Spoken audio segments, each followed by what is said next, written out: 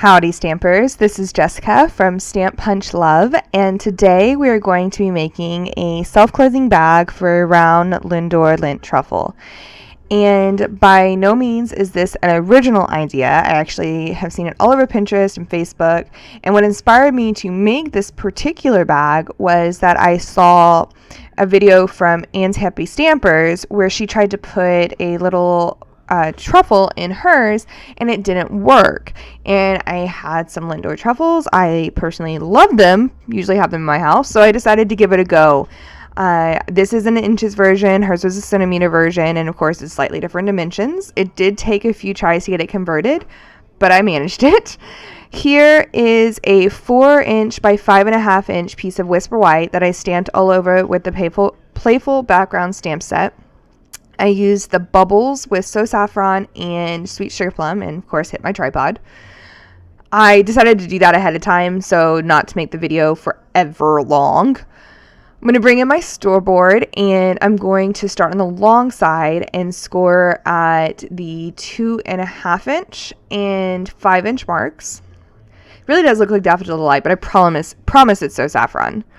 I'm going to score at 1.25" and 3.25" on the short side. I'm going to rotate 90 degrees one more time so that my 1/2" flap is over on the left side. And I'm going to score at 1 3/4 down to the first score line.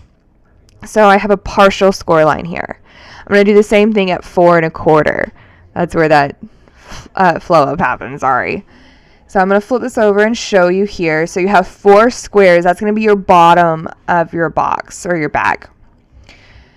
Now we're going to go ahead and add some diagonal score lines here, meeting up that partial score line with the corner of each of the rectangles so that you make some inverted triangles here.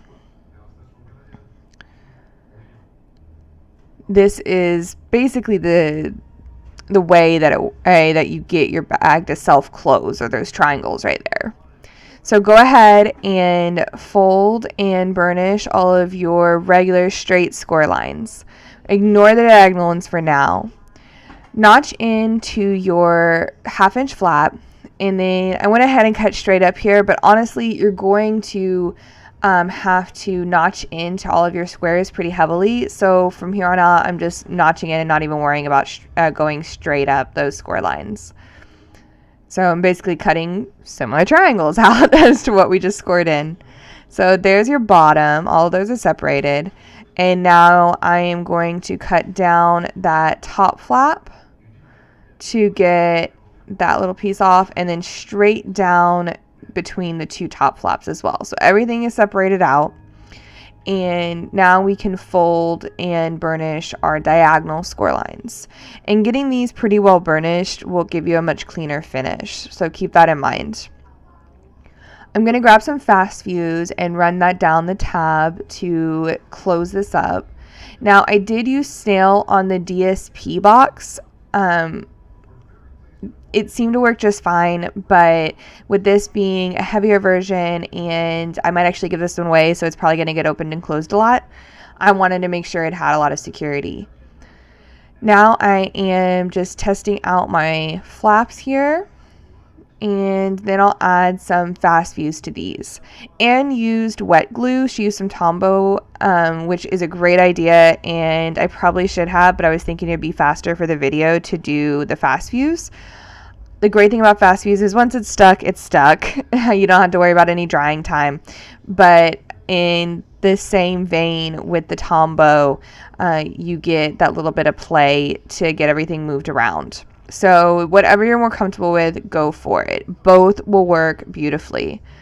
So I got those basically in place, and now I'm opening up and just sticking my bone folder in to make sure that everything is good and stuck.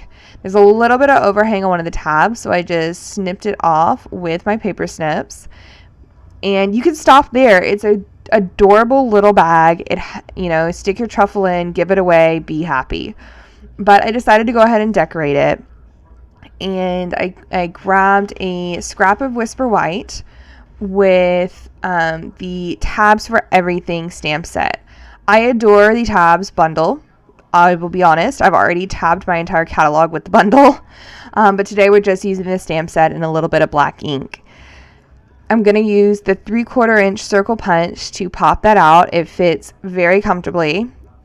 And then my camera died, so I didn't get to show you me punching out the sweet sugar plum, but I did, obviously, and I'm adding it with a dimensional to the enjoy circle.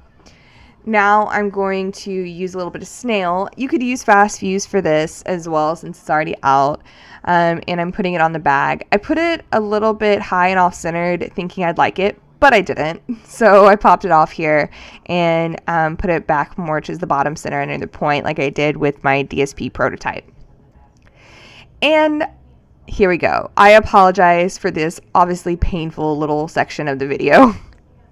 I love the idea of enamel dots, and I absolutely adored our candy dots before they retired, but I struggle with the enamel shapes and the enamel dots for some reason. Everyone else can make them look so good and easy. I struggle, as you can see, but I finally made a decision, and here is our adorable little box with an enjoy, because that's what you will do when you open it up and see your little truffle. And hopefully it'll put a smile on your face with its pretty colors.